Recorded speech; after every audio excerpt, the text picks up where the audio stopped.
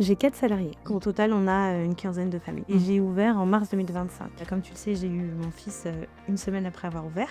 J'avais besoin de vous pour vraiment avoir un cadre qui puisse sécuriser et les enfants et l'équipe.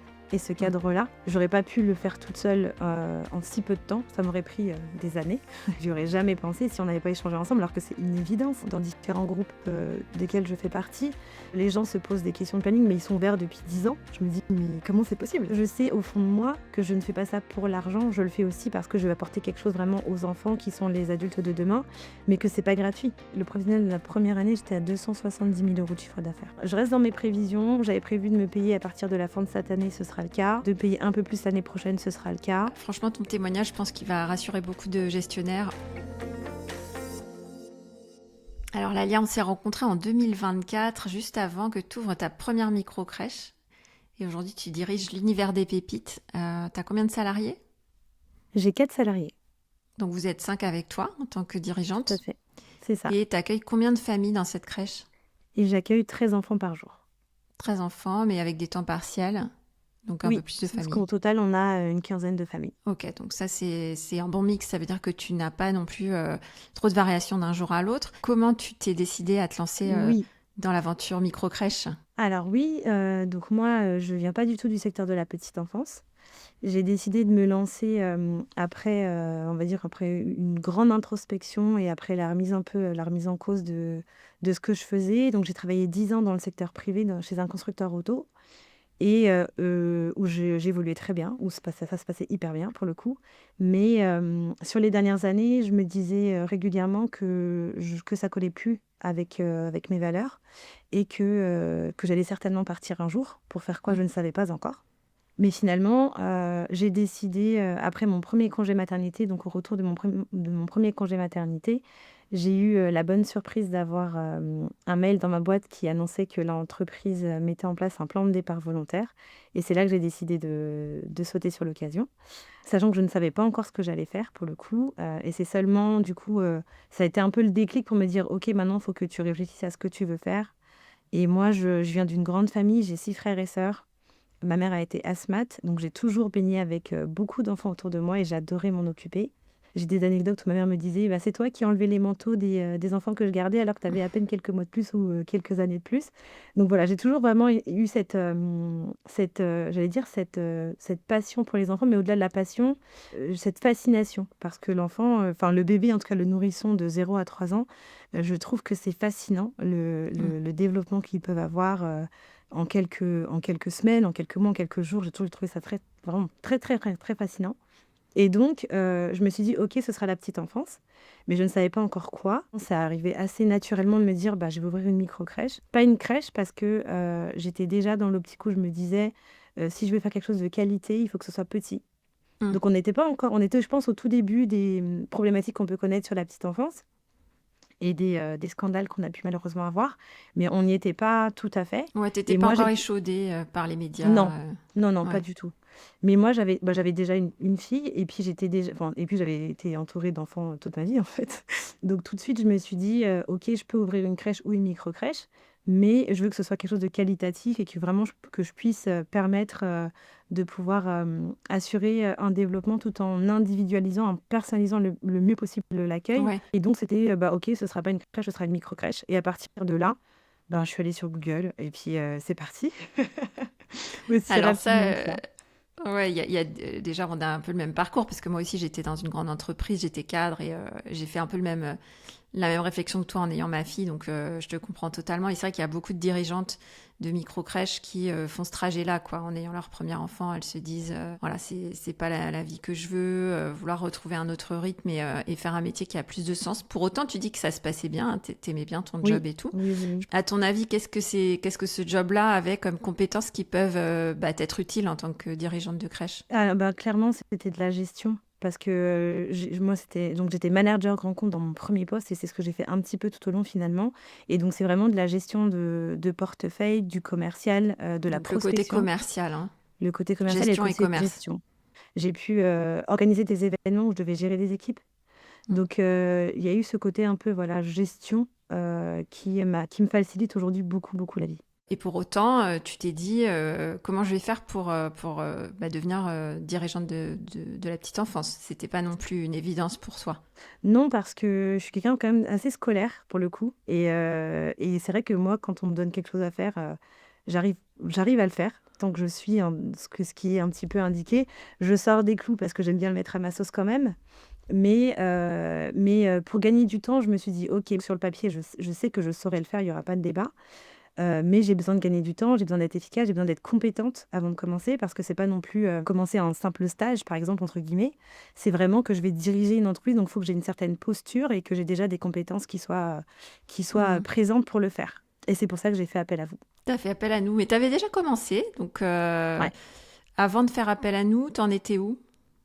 Avant de faire appel à vous, Pourquoi tu nous as sollicité en fait? Qu'est-ce qui te manquait à ce moment-là? j'avais déjà bien avancé parce que j'avais déjà rédigé moi-même tous mes projets, donc projet d'établissement, règlement de fonctionnement, etc. J'avais déjà également travaillé sur mon business prévisionnel. J'avais déjà même, je crois que quand je vous ai connu, j'avais déjà eu la validation de la banque ou Ouais. quasiment. Oui, oui, Et t'étais j'avais en déjà cours eu... de. Ouais, t'avais presque tout validé. Je me c'est souviens, ça, t'avais déjà ton local, ton prêt, c'est etc. ça. Et j'avais même déjà eu le prêt d'honneur. Donc j'avais besoin de vous pour vraiment rentrer dans ma... Pas dans ma posture de dirigeante, parce que la posture de dirigeante, je l'avais pris un petit peu avant, mais dans ma posture de pro de la petite enfance. Oui, de Et pour manager pouvoir... d'équipe de petite enfance, quoi. c'est ça, qui est quand Plus même assez spécialisé. particulier, Mm. absolument. Et surtout, d'avoir un cadre qui puisse sécuriser et les enfants et l'équipe. Et ce Mm. cadre-là, j'aurais pas pu le faire toute seule en si peu de temps. Ça m'aurait pris des années, clairement. Donc, et c'est pour ça que T'en es c'était convaincu aujourd'hui que ça t'aurait pris vraiment. des Non, mais années? je le sais. Enfin, Aujourd'hui, a avant même posteriori. de, avant, je le savais. A posteriori, je me le dis tous les jours. Je me dis, mais si j'avais pas, enfin, à chaque fois que je vais chercher une info, un document, ou que je reprends mes notes des échanges qu'on a pu avoir, je sais très bien que ça m'aurait pris beaucoup plus de temps. Et vraiment, je pense que Ouais. ça m'aurait pris des années, clairement, pour faire tout ce que je peux faire aujourd'hui de manière hyper simple, quoi. Ouais, t'as un exemple concret pour que je me rende compte de. Oh, j'en ai plein. Ben, par exemple, c'est tout bête, mais pour la construction du planning Ouais. avec le nombre d'enfants par jour pour être sûr de pas avoir de trous. Enfin, là, moi, j'ai pas de trous. J'ai 13 enfants tous les jours, alors que j'aurais peut-être pas forcément pensé à me dire, OK, bah là, j'ai des contrats de 3 jours, des contrats de 2 jours, des contrats de 5 jours. Donc, je sais Ouais, c'est-à-dire déjà que la quand moi j'ai des... méthode, La méthode. Quand la méthode de j'ai des... pilotage, elle t'a aidé vraiment à Complètement, optimiser ton remplissage, tes plannings de pro. complètement.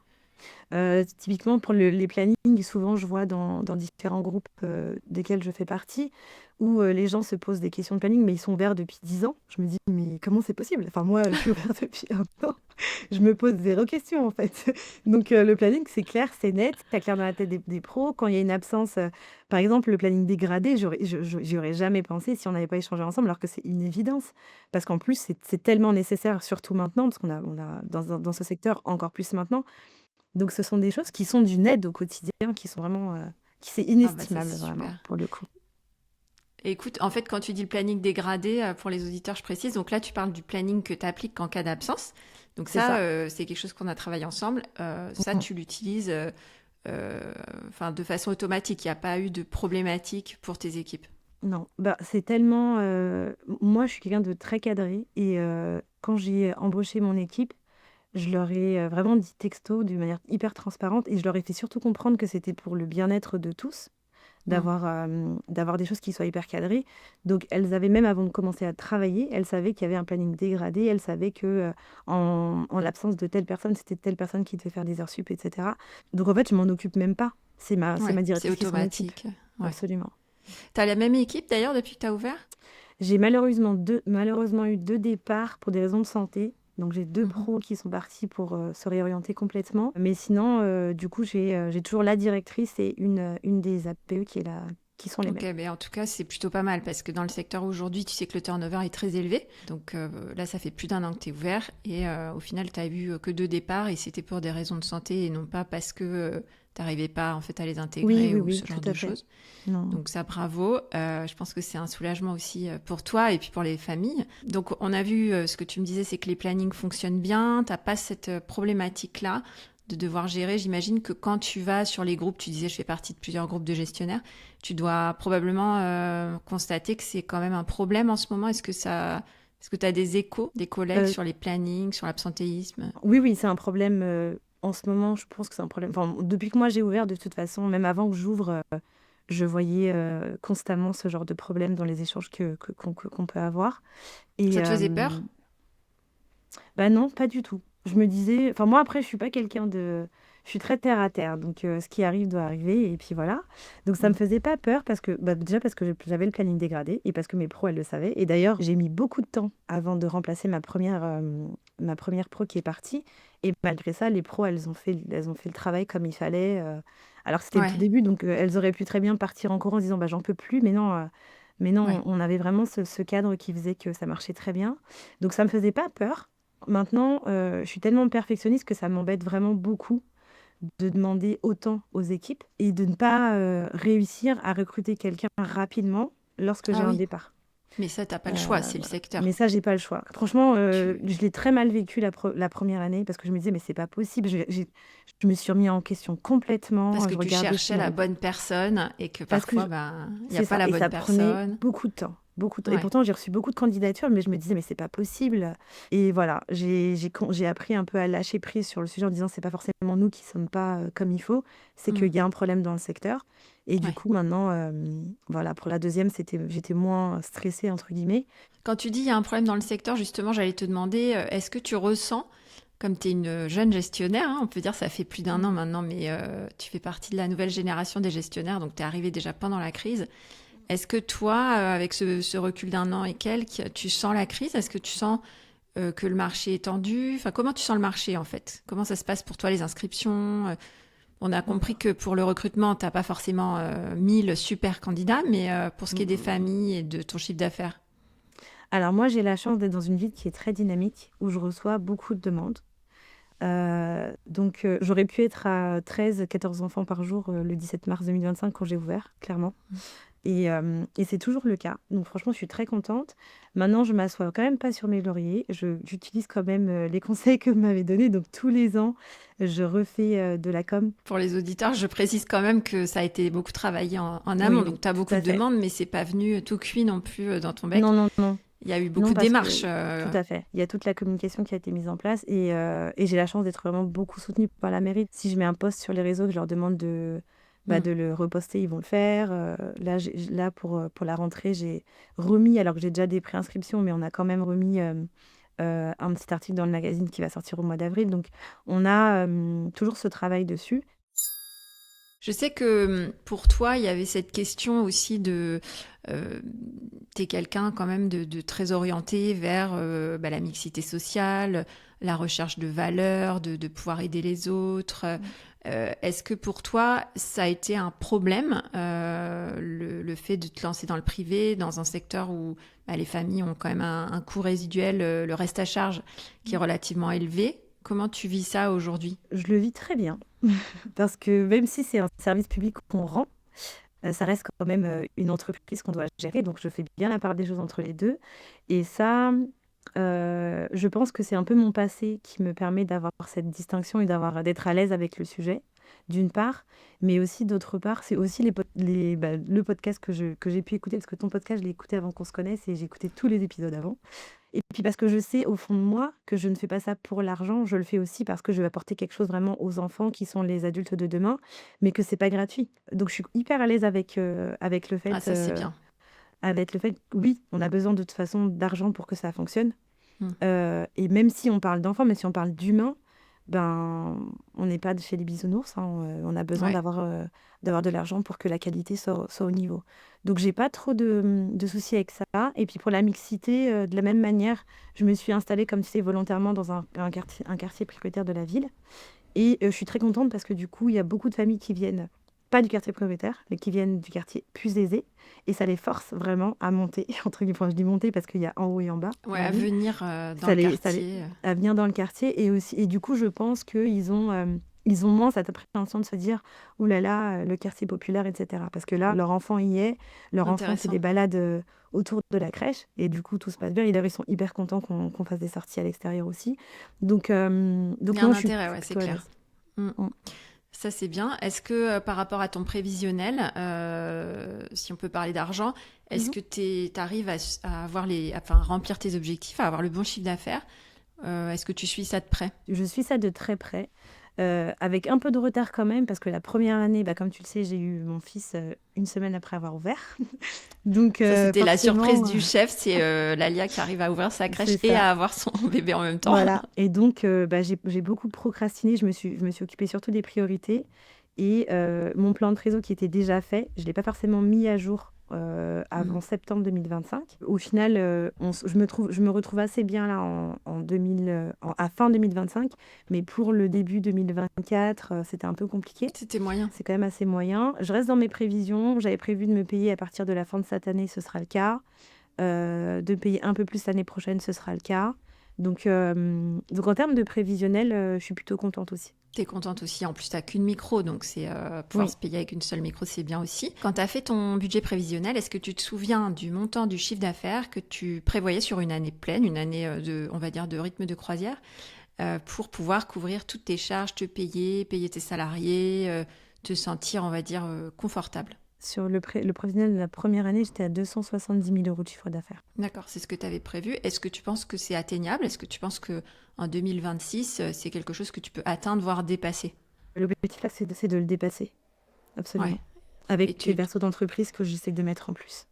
Mais c'est super, ça veut dire que tu arrives à suivre tes finances, te fixer des objectifs, des challenges et sécuriser à la fois tes salariés, à la fois tes loyers, enfin ton salaire. Donc tu arrives, pour toi, c'est plutôt, on va dire, c'est un pari gagné, malgré ce qu'on entend partout, parce qu'on sait qu'il y a beaucoup de crèches en difficulté en ce moment. À t'entendre, quand on a une bonne gestion, bien sûr, tu dis que tu as beaucoup de demandes, que tu es dans une ville dynamique, mais bon, je rappelle quand même que ça vient pas tout seul puisque tu as fait beaucoup de démarches pour avoir ces demandes-là. En tout cas, tu es capable de dépasser ton objectif de départ et d'avoir une crèche rentable qui te permet d'investir pour tes équipes et les enfants. Les familles sont satisfaites du service pour l'instant? Je vais clôturer mon premier questionnaire de satisfaction en fin de semaine. Et pour l'instant, j'ai 85% de très satisfait et 15% de satisfait. Ah Donc, bah, c'est bien. je suis hyper contente. Ouais, j'ai pas Bon, du tout de non satisfait ou de t'as pas du plutôt. tout de non satisfait. Donc, je suis très contente. Ouais, je suis très Il faut contente. vraiment que tu fasses aussi une campagne d'avis sur Google alors, pour leur Oui, c'est demander. le next step. Une fois C'est le qu'on next. aura tout récolté. Une fois qu'on est sûr qu'ils vont pas nous mettre tous une étoile sur 5. C'est un peu ça. Bon, bah écoute, c'est une bonne nouvelle. Donc, tu confirmes que la méthode fonctionne.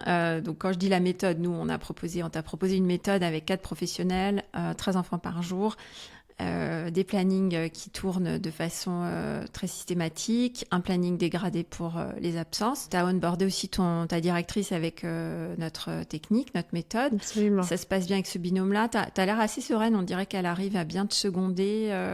Les choses enfin, t'es pas en front, quoi. Quand il y a des problèmes, c'est bien géré. Elle n'avait pas d'expérience de direction quand je l'ai prise, donc c'était un peu un pari.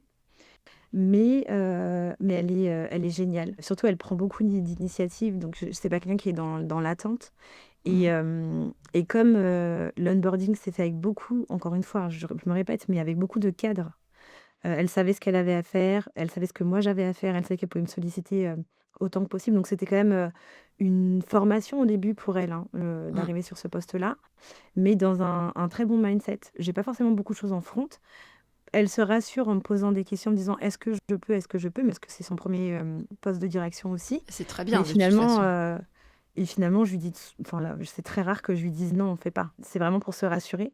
Donc, je pense que ce qui nous a permis d'être au-delà du fait que ce soit une personne qui soit très motivée, très sérieuse, hein, parce que ça aurait pu ne pas être le cas, hein, c'est aussi le cadre que j'ai mis dès le début en place quand elle est arrivée. C'est ce que tu cherchais, de toute façon. Toi, tu nous as dit tout de suite, moi, j'ai besoin de process, j'ai besoin de cadre. C'est ça.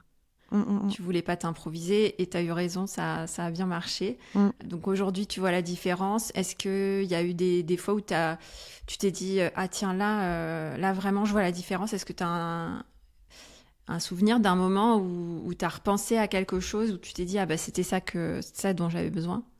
Bah, comme je te l'ai dit tout à l'heure, je me le dis tellement Tu te le dis tous les jours. que, est-ce que j'ai un exemple un petit peu, enfin qui serait Tu très t'entends notre parlant? petite voix dans ta tête. Ah mais si seulement tu savais, mais tellement. C'est drôle. Bah, par exemple, enfin, ne serait-ce que les entretiens annuels, de la même manière, ce que j'ai fait avant tout, c'est de me dire: «OK, qu'est-ce qu'on s'était dit sur le sujet? Pourquoi c'était important de le faire?» même si c'est pas obligatoire de le faire tous les 2 ans. Si on veut encore une fois avoir une équipe qui se sent impliquée, qui se sent valorisée, donc c'est des choses dont on avait parlé aussi, hein, même si moi pour moi, je sais enfin, c'était déjà important pour moi, mais le fait qu'on en ait parlé, je suis encore plus convaincue. C'est de les préparer, de la manière dont il faut qu'on les prépare. Donc j'en ai parlé à la directrice, on les a préparés ensemble et on s'est servi, des documents, que tu m'avais laissés à disposition. Tu relis beaucoup les notes, tu fais toujours référence à ta méthode en fait. À chaque fois que j'ai, une nouvelle chose à faire que je n'ai pas encore faite, je le fais toujours de manière très cadrée, donc je vais forcément reprendre des choses. Enfin, je sais que enfin, j'ai souvenir de qu'on en avait parlé ou que j'avais pris des notes sur le sujet. Eh bien, je vais reprendre, ce qu'on s'est dit, ce que j'avais noté et faire référence aux documents que j'ai pour le faire, quoi. Ouais. Bah écoute, ça c'est vraiment top. Bravo. Moi je suis très aussi comme toi assez scolaire, process. Tu vois, il faut toujours que je sache exactement comment faire les choses. Donc je te comprends. Je pense qu'on a beaucoup de points en commun. Tu t'inquiètes un petit peu pour le décret, l'application du décret de 2025 qui va avoir lieu normalement en septembre 2026? Non, pourquoi? Parce que pareil, je suis très terre à terre. Depuis qu'on a eu la publication en fin d'année de la création du titre IEPE, j'ai dit à mon équipe, ne paniquez pas. Je t'avais déjà parlé de l'expression que j'aime bien utiliser au quotidien. Il est urgent de ne rien faire. Donc, On a la même. voilà. Donc, je leur ai dit, on s'excite pas, on s'inquiète pas, ça va aller. C'est techniquement infaisable. On connaît comment ça fonctionne. Et je leur ai dit: «Bon, ça m'étonnerait à part vraiment si on a un gouvernement qui est complètement, à côté de la plaque», ce qui est un peu le cas, mais bon, que ce soit le cas pour septembre 2026. Vraiment, c'est impossible techniquement. Il faut quand même qu'on se remette en question, qu'on parle de qualité et qu'on se remette dedans et qu'elle se lance dans les VAE, si elle le souhaite, hein, parce que c'est pas une obligation évidemment. Je sais très bien qu'en septembre, je serai toujours ouverte et qu'on va pas me fermer ma crèche parce que j'ai pas d'IEPE, quoi. Clairement, c'est pas possible. Donc je m'inquiète pas parce que Ouais. voilà, hein, encore une fois, il faut quand même rester, assez, réaliste sur les choses. Je suis un peu pour et contre tout ça. Faut quand même que ce soit réaliste pour qu'on apporte de la qualité, auprès des Ouais. des enfants et des parents, quoi. Bah justement, tiens, étant donné que moi je défends aussi une méthode, comme tu le sais bien, tu connais ma méthode par cœur, est-ce que pour toi, le fait de rajouter une personne de plus, c'est la solution ou est-ce que tu estimes que ce que tu offres déjà aux enfants avec ton taux d'encadrement actuel, c'est qualitatif? On est en France et malheureusement, la personne dont tu parles, c'est une personne qui est titulaire d'un diplôme, du coup, qui fait partie des 40. Pour moi, un diplôme, ça fait pas du tout des compétences et ça fait pas une personne. Donc non, pour répondre à ta question, c'est non. Parce qu'on peut très bien avoir des pros qui n'ont qu'un CAP avec toute l'estime que je peux avoir pour le CAP et qui vont être plus compétentes, plus humaines ou meilleures entre guillemets dans le métier qu'elles pratiquent au quotidien qu'une AP ou qu'une infirmière. Donc Probablement on- parce qu'aussi tu les accompagnes et tu les formes beaucoup, ce qui fait que tu arrives à obtenir aussi un niveau de qualité dans ta crèche qui est dû à elle et à ton implication de Oui, dirigeante. bien sûr, je pense que c'est le cas. Mais c'est pas que ça. Je pense aussi que le diplôme ne fait pas toutes les compétences. Et quand je vois que, par exemple, on va demander à une CAP qui a 15 ans d'expérience de ne plus être une ouverture seule, alors qu'on peut autoriser une AP qui a 0,5 mois d'expérience, bah en fait non, c'est pas logique. Donc aujourd'hui, en tout cas, tu ne te dis pas que la réforme va sauver la qualité des crèches. Pour Pas du toi, tout, toi, ta pas qualité, du tu tout. en es contente Oui, avec oui, tes oui. cadres professionnels, tu Mm. arrives à... T'as pas de problème de qualité. Tu sais, il y a pas mal de dirigeants qui n'ont pas forcément adopté la bonne méthode dès le départ et Mm. qui se retrouvent un peu débordés par les problèmes d'équipe, les conflits, et ça génère aussi de l'insatisfaction chez les parents. Et donc, on a l'impression que y a un problème de qualité qui se généralise partout à cause du taux d'encadrement. Mais en réalité, tu en es le parfait exemple, c'est qu'on peut faire de la qualité avec notre réglementation actuelle. Absolument. Tout est lié à la posture managériale, je pense, de la gestionnaire ou du gestionnaire. Dans le nom, l'univers des pépites, pour moi, c'est pas que les enfants, c'est aussi les pros, les pépites. Et tant qu'on les considère comme des pépites et que du coup, au quotidien, elles s'en rendent compte, bah, ça facilite beaucoup de choses au quotidien. Mais justement, c'est quoi considérer quelqu'un comme une pépite et être bienveillant? Parce que c'est un peu des mots, tu vois, galvaudés. Mais toi, dans ton quotidien, c'est pas que tu les écoutes toute la journée ou que tu leur offres des chocolats. C'est quoi pour toi avoir de la considération et soutenir son équipe dans ton quotidien? Pour moi, c'est être présente et pas forcément physiquement parce que comme j'ai accouché une semaine après, j'ai pas été à la crèche pendant, je crois, 2 mois, ce qui est quand même fou quand on ouvre une crèche. Mais j'avais pas le choix. Pour le coup, j'avais pas le choix. Physiquement, c'était compliqué. Mon enfant ne dormait pas. Enfin voilà, c'est très compliqué. Hmm. Et T'es donc, resté disponible. je suis restée très disponible. Très disponible, surtout que c'était la première semaine. Donc la première semaine, j'ai pu y aller tous les jours. Et la deuxième semaine, j'ai accouché. Donc j'ai arrêté d'y aller d'un coup. Je les avais prévenues. Enfin, elles étaient tout à fait conscientes que, toi, elles me voyaient. Elles n'arrêtaient d'ailleurs pas de me dire, mais qu'est-ce que vous faites encore ici? Vous allez bientôt aller accoucher à la crèche. Oui, j'ai presque failli accoucher à la crèche d'ailleurs.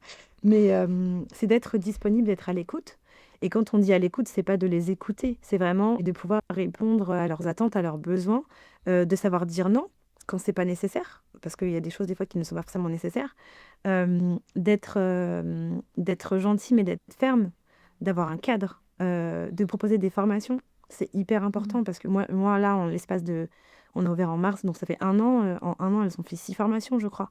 Parce que c'est hyper important. Et puis même pour la qualité, c'est important parce que finalement, on se dit, OK, ça reste des sujets bateaux peut-être, mais non, quand on est en formation, je vois bien que c'est des vraies piqûres de rappel on a besoin de leur permettre de prendre du recul sur leur quotidien, de se dire, ah, en effet, même pour les activités, on en a encore fait une hier, c'est ce qu'on fait tous les jours, mais en fait, on commence à se rendre compte qu'on rentre dans une routine. Donc c'est Hmm. vraiment d'être à l'écoute, pas seulement à l'écoute, mais d'être proactif en leur disant, bah là, j'ai remarqué que telle chose se passe de telle manière, est-ce que vous ne pensez pas qu'il faudrait faire comme ça? Et puis Hmm. moi, dans mon projet pédagogique, j'avais aussi le management participatif. Et il est vraiment présent. Quand je prends une décision, à part si c'est une décision qui vraiment impacte la crèche et qu'il n'y a que moi qui peux décider, les décisions, elles se font collectives. Et rien que ça, c'est considérer chaque personne dans son individualité, dans sa prise de choix, dans ses décisions. Quand on n'est pas d'accord, ben, on vote à main levée. Et puis elles acceptent tout à fait que ce soit le cas. Donc c'est vraiment considérer une personne comme je le fais finalement pour les enfants quand on parle d'accueil individualisé. Et ben là, c'est vraiment de la considération en Hmm. one-to-one pour chacune des personnes. Comment tu fais pour proposer, comme tu dis, des décisions prises collectivement, alors que tu as quand même un cadre ferme? Si par exemple je te dis le planning, toi tu y crois, il fonctionne, etc. Si Mm. demain elles te disent, bah, moi j'ai piscine, je veux changer le planning, est-ce que tu peux dire ok, bah, elles ont toutes voté pour changer Bah le non. planning alors que tu sais que ça marchera pas? Bah c'est non, parce que bon, c'est un exemple que tu donnes, mais ce genre d'exemple un petit peu, je pense même pas que ce soit possible que j'ai ce genre de demande de la part de mon équipe parce qu'elles savent très bien jusqu'à où elles peuvent aller. Et Hmm. c'est surtout que des décisions, enfin je te donne un exemple sur les décisions et qu'elles ont trouvé juste fantastique parce que je leur posais la question. On ferme 3 semaines en août, une semaine en avril, une semaine en décembre. Je leur ai pas imposé la semaine. On a fait à main levée quelle semaine on prend. Alors qu'elles s'attendaient Hmm. à ce que je leur dise on ferme telle semaine, on ferme telle semaine. Et ça, elles ont trouvé ça juste fantastique. Alors que pour moi, je me suis même pas dit que j'allais l'imposer. C'était évident qu'on allait décider ensemble. Donc c'est vraiment de mettre des limites, parce que tout n'est pas possible évidemment, mais de leur permettre d'être quand même décisionnaires de certaines choses qui sont importantes et pour elles et aussi pour la structure. Franchement, ton témoignage, je pense qu'il va rassurer beaucoup de gestionnaires, voire éventuellement de jeunes gestionnaires en herbe qui sont en train de se lancer. Parce que c'est vrai que c'est un modèle de réussite. Tu arrives en plus d'un an, là, tu as réussi à atteindre ton objectif de chiffre d'affaires. Maintenant, tu veux le dépasser. Ton équipe est stable, les parents sont tous contents. Donc, il y a énormément de positifs. Est-ce que tu as peut-être quelque chose dont tu es le plus fier dans ton parcours de gestionnaire de crèche? Enfin, de dirigeante de crèche plutôt, parce que gestionnaire, je trouve ça hyper réducteur. Est-ce que tu as quelque chose que tu peux partager qui te rend fière de ce parcours? Ce dont je suis plus fière, c'est un peu le résultat, entre guillemets, quand je vois les parents qui, tous les soirs, nous disent merci, merci, merci. Vraiment, c'est tout bête, mais à chaque fois que moi j'y suis en fermeture, ils nous remercient tous les soirs, quoi, tous les soirs. Donc, tu es Donc contente, c'est ça te fait chaud vraiment, au cœur. bah oui, en fait, c'est un tout petit mot qui me dit, ok, on a bien fait le travail, on fait bien le travail et on continue de bien le faire, puisque tous les soirs ils sont hyper contents. Ouais. Et si tu devais dire un mot pour les auditeurs Ou pour toi, si tu parlais à la Lia qui rêvait d'avoir sa crèche, voilà, ou les auditeurs qui galèrent et qui se disent mais comment elle fait? Pourquoi moi j'y arrive pas? Oui. Je vais dire organisation et cadre, vraiment. Ce serait, enfin, Le j'ai mot de la vraiment fin. le mot de la fin, c'est enfin, anticipation, organisation et cadre, parce qu'on peut pas gérer en imprévu, c'est pas possible.